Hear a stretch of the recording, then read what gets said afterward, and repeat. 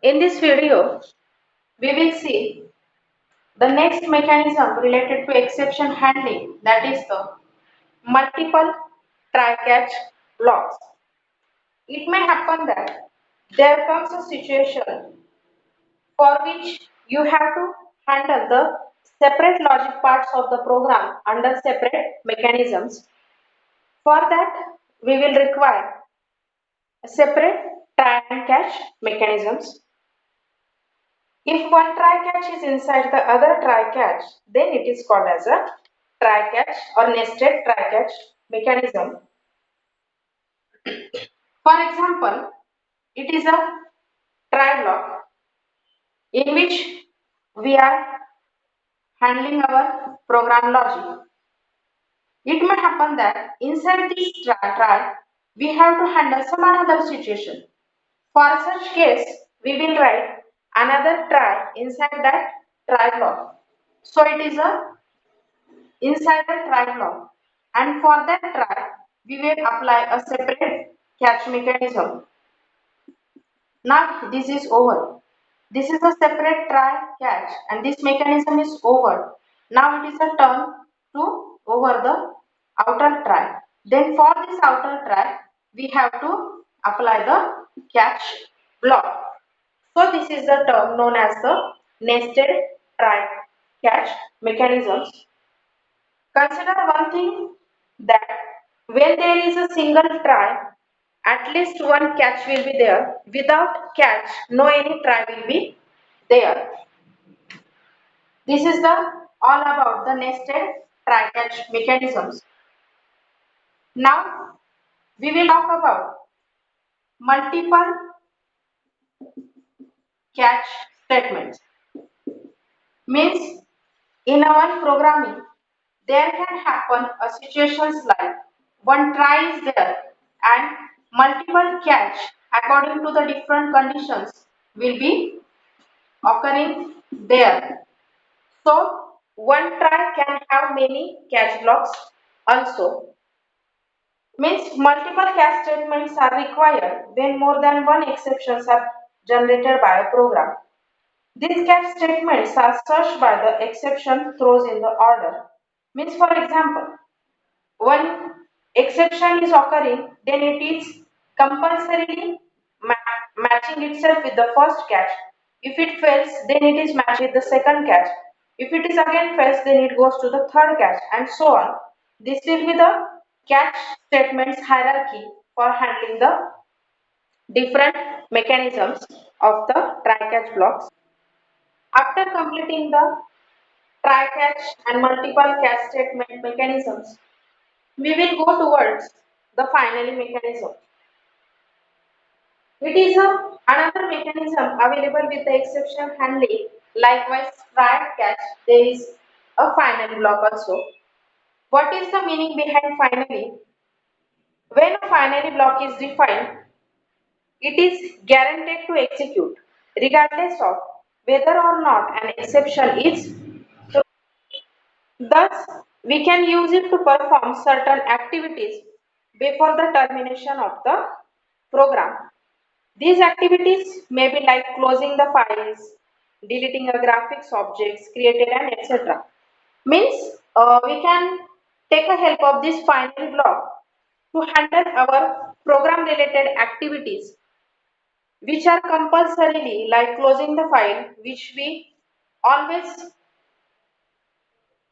don't take in mind, but it is a necessary activity.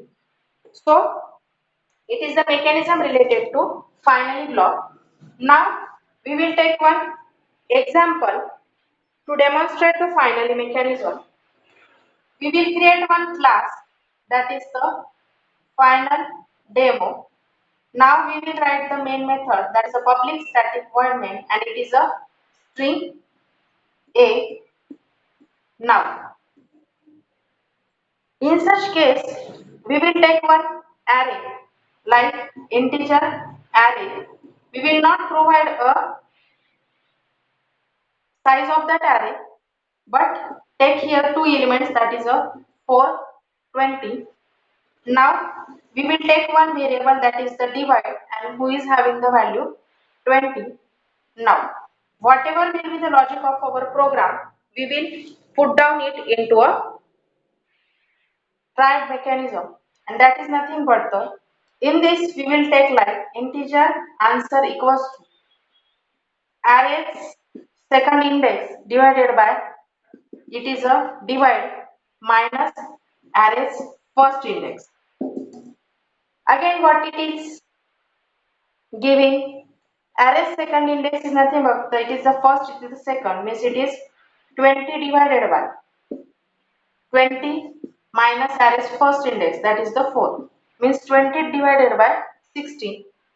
Exception generated here because I had told you like it is a second index, but we knows that it is nothing but a array zeroth index, first index, and it is a second index, but entry for the second index is not provided here.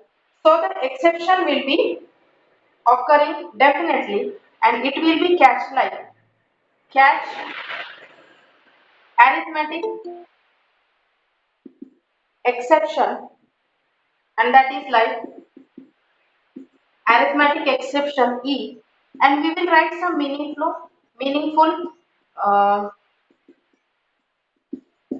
message like, for example, divide by 0, or it may happen that another catch block will be there, like some possibility of the mechanism is array index out of bound, exception E is there. Now we will write a message like system.out.println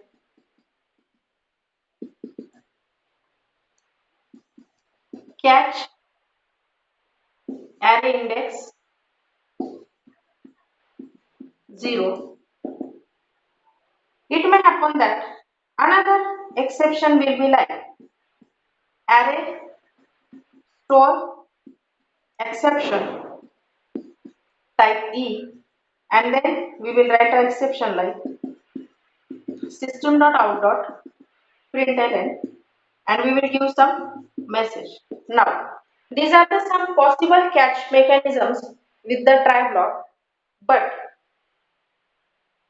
whatever will be the upper cases, we will write one finally block, and that will be like finally, and in the finally block we will write like integer type output equals to array of 1 divided by array of 0. Now in this case array of 1 is 20 and array of 4 is array of 0 is 4. So 20 divided by 4 is nothing but the 5, and we will output this output, that is system.out.println answer is, or output is, we will print the out variable and complete the finally, complete the main method and complete the class. In this example, what I am trying to demonstrate you, that is outer or upper block of try catch is executing, and the catch matching with that was array index error, catch will be matched with this case.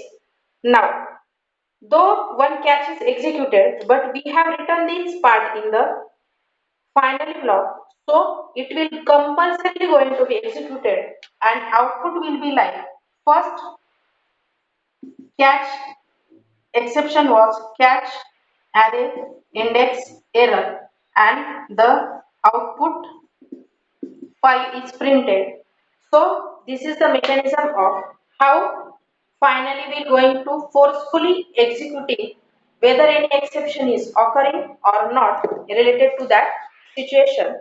Means by handling any programming, you want any part to be executed compulsorily for any programming, then definitely try write down it in a finally block.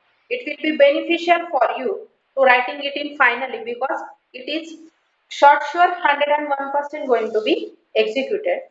So this is all about the different nested try catch blocks, multiple catch blocks, and finally in the next some video mechanisms we will see how to throw our own user defined exceptions. Thank you so much.